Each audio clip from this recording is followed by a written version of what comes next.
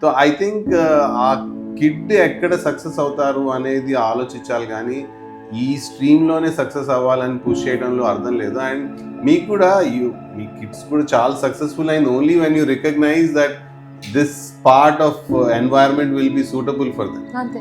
అక్కడ దొరికే వరకు మనం వెతుకుతానే ఉండాలి ఆ ఎన్వైరన్మెంట్. కిడ్ని మార్చే కంటే ఎన్వైరన్మెంట్ని మారిస్తే బెటర్.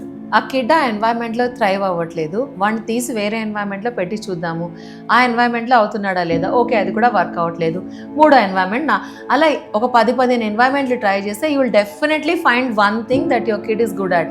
ఆ వన్ థింగ్ వెతకాల్సింది మీరు, వాడు కాదు. వాడికి తెలీదు, మీరు ఎక్కడ పెడితే వాడు అక్కడ ట్రై చేస్తాడు, కొన్నిట్లో సక్సెస్ అవుతాడు, కొన్నిట్లో అవ్వడు. వాడిని బ్లేమ్ చేసి లాభం లేదు, డబ్బులు వేస్ట్, వీడి మీద ఇన్వెస్ట్మెంట్ వేస్ట్ అనకుండా ఫస్ట్ ఆఫ్ ఆల్ ఈ ఇన్వెస్ట్మెంట్ ROI మెంటాలిటీ మనం తగ్గించుకోవాలండి. మనం మరీ పిల్లల మీద పెట్టిన ప్రతి రూపాయికి ROI కావాలంటే చాలా కష్టం.